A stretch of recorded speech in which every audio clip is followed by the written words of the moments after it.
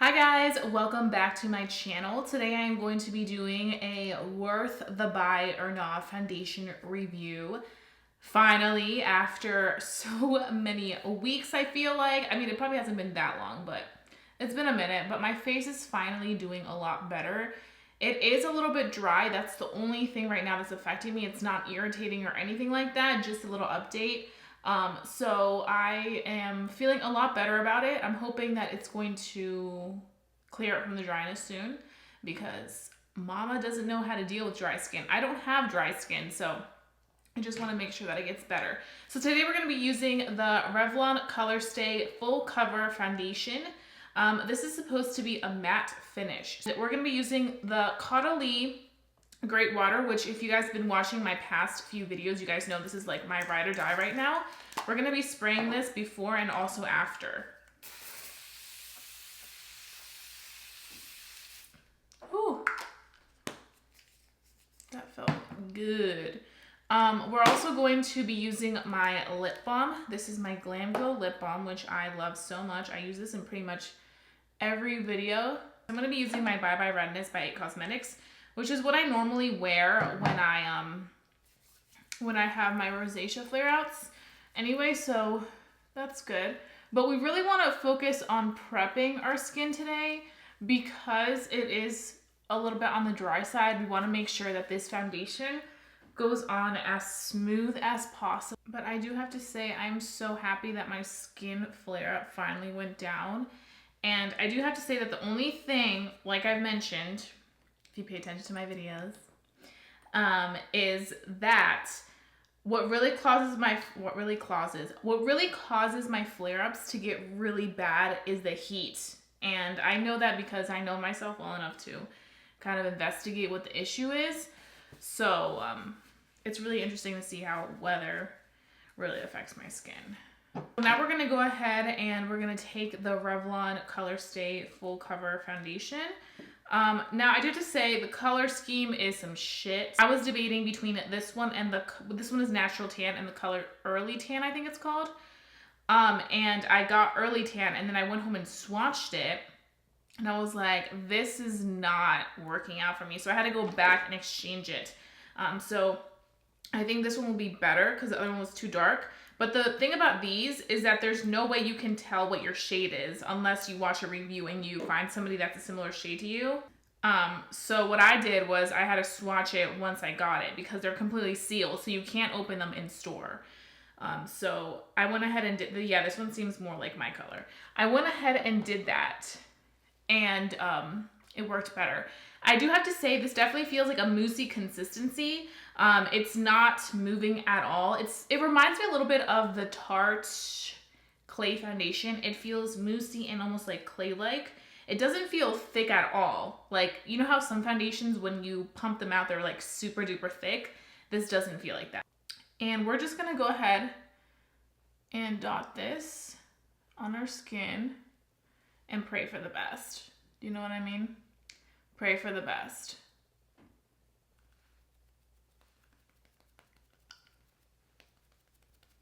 Okay, it's definitely covering a little bit, but it's not covering all of my redness, as you can see there. But let's go up here where I don't have dry skin. Ooh, it's still kind of sheer. Okay, maybe we need to take a little bit more. Maybe it's me. Maybe it's me. There we go. Okay, so first I took a little bit, now I'm going to take more. We're going to handle this with care just because I don't want to mess it up. It still seems really sheer. Do you guys see that? Let's see. Maybe I need more. This seems like a buildable foundation. Surprisingly, it's not clinging as bad as I thought it would be, considering that my cheeks are a little bit dry, but it is having a hard time really packing on the color.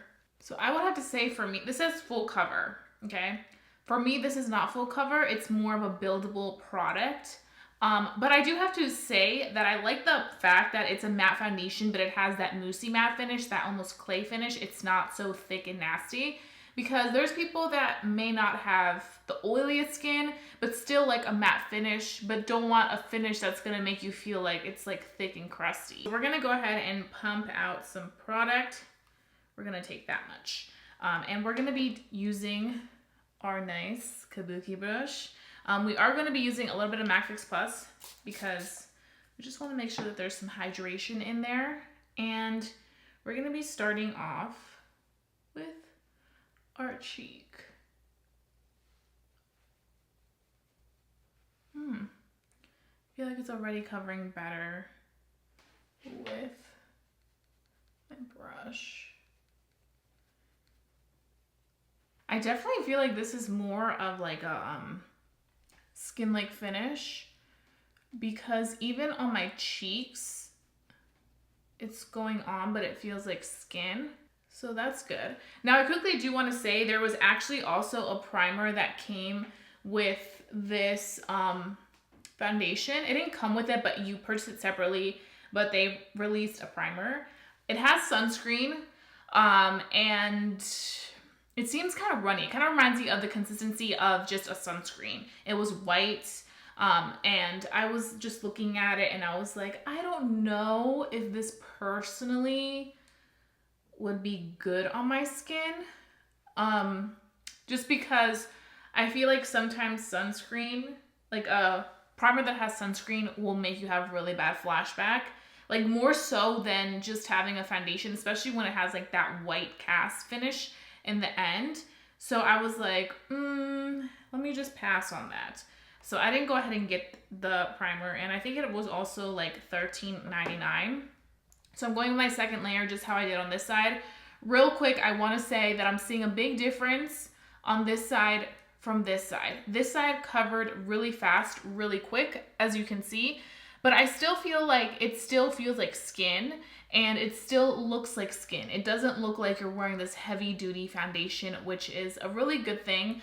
This side, I'm probably gonna go back in with a brush and just kind of go back into this little spot right here where I felt like it wasn't really covering my redness. And in case you're wondering, I'm using my Delium Tools brush in 957, my Precision Kabuki brush. So I have to say that this foundation definitely looks better with a brush. That's just how I personally feel right now. And see, I just covered the redness that was on this side with a brush, and it covered perfectly. Okay, definitely with the brush. With the brush, you'll get the best coverage. So I have to say, for somebody that's having like some dryness patches, I'm really impressed with how it's looking on the skin right now. Yes, we went in with an oil just in the areas where it did have a lot of dryness, but the foundation's still looking really good. It's not clinging onto the patches. It's looking super nice and fresh on the cheeks. And we can easily go back in with some powder if it is something that's bothering us before we finish the makeup. But in the areas where I didn't put on the oil, which is my forehead and my T-zone area, it looks fantastic. But like I mentioned, it's definitely not a completely matte finish, which I personally don't mind because I feel like I like to get a little bit of that freshness. I feel like right now during the summer, I need a foundation that's not going to give me a lot of like just matte feel, like I'm wearing a heavy duty foundation. So it's looking good. I'm actually really impressed with how it ended up looking. The only thing, like I mentioned, that I'm not the biggest fan of is the fact that I felt like I had to layer it on with 2 layers to get that full coverage look. Even though it applied better with the brush, I definitely needed to use a second layer to really get it to where I wanted it to be. So I would say the full cover thing, maybe full cover after like 2 layers, but after 1 layer, especially if you don't use that much foundation, it's not going to be enough. Unless you have really perfected skin that has no blemishes, no anything, it's just smooth and evened out, then maybe with 1 layer you can cover it right away. But if you have like scars or you have redness or things that you want to really cover, you're going to have to build upon it for a little bit. So I'm going to go ahead and finish the rest of my makeup, and then I'm going to come back and give you guys my very first impressions on how it wore, the first 30 minutes, and then we can go ahead and start our day. So stay tuned to see the rest. Okay, so I am back. I finished my entire face of makeup, and I have to say I really like how everything turned out. I did use a little tiny bit of powder. Basically whatever was left over on my powder brush. And I kind of just went in and kind of minimized any little like dewiness that may have occurred right in my smile lines. And also I used the extra powder of my under eye baking that I tend to use, and I kind of just dragged it along. The only thing I noticed is that if you leave the baking powder on your under eyes for too long, I did notice that this side started to have a little creasing, like right where the foundation started, not where the concealer was, but where the foundation started, because I did drag the powder down a little bit. That's the only thing I noticed. Everything else looks really nice. I really quickly want to tell you what lip I'm using, because I know you guys are going to ask me. I'll also have it down below in the description box. I'm using ASHTON liquid lipstick, which is my go-to liquid lipstick, one of my favorites, topped with the TARAJI P Henson gloss in, what is it, Viva Glam? TARAJI P Henson 2. And then for blush, I'm actually really excited about this blush. I went ahead and bought this when I purchased the Revlon foundation. This is the new Wet n Wild Baked Blush. I really like it because it has like this really pretty shimmer to it. It's kind of like a shimmery fun blush. And then I used a tiny bit of the California Girl by Benefit because I had a little bit of a brighter pink. I felt like this was a little tiny bit lighter than I thought it would be, but it still looks very beautiful. So that's what I went ahead and used, and I am feeling good today. So that's all I have right now, but so far I would have to give this foundation probably like an 8 out of 10. Like I would say 7.5, 8 out of 10. It definitely has its pros, but it also has some cons. So I'm gonna go ahead and carry on with the rest of my day, and I will be back at the very end of the day and give you guys my final thoughts. As you guys can see, there's a little bit of foundation coming off right around here. If I look at the viewfinder, just because I wanna make sure I'm pointing to the right spot and I'm not like, so yeah, right here is where it's coming off, but for the most part I'm really impressed with how it still looks matte. This is with no retouches, no blotting, no nothing, so it's pretty cool.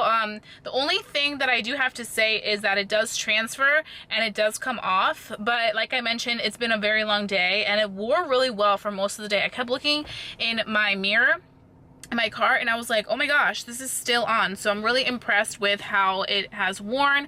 And if I'm a little bit weird in this little clip, it's because I'm still trying to get used to like holding a little Gorilla Pod, I think it's called, and like having like a vlogging camera, and I'm in public, so it's kind of like, is anybody watching me?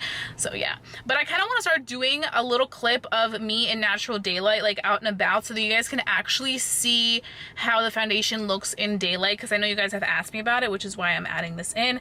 But as you can see, the color actually looks pretty good, so I'm actually really impressed with that.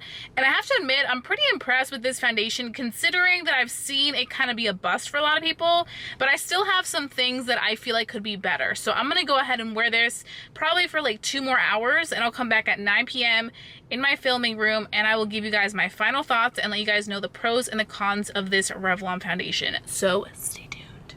Stay tuned. Okay, I am back. It is now 9 p.m. but I'm really impressed with the fact that it wore really well, and most importantly, it definitely stayed matte. You guys know that my T-zone area tends to get extremely oily, and it stayed really nice, comfortable, matte. It's not clinging onto my texture or anything, and I feel like it's really looking good, which I'm really impressed with. I did not think it was going to perform this well.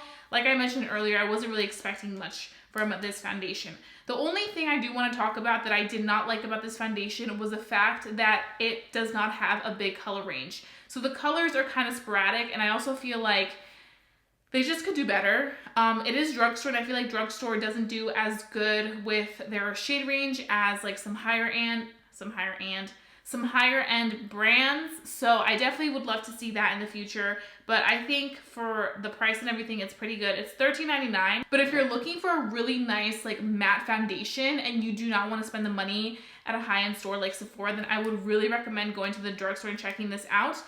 Only thing is though, make sure that you kind of know your color. Watch videos if you're not my complexion and you wouldn't match same to me, which like I mentioned, I am in the color natural tan, because you can't swatch it. They're completely sealed and the swatch pictures are trash. So you just want to make sure that you do go ahead and kind of do your research before you purchase the foundation, because it definitely is a little struggle to find the correct foundation. Like I mentioned, I did have to go and exchange the one that I previously had because it was way too off. So thank you so much for watching. Don't forget to give this video a big thumbs up if you enjoy watching these videos. If you guys have any more foundation reviews you would like to watch, then please go ahead and let me know down below in the comment section.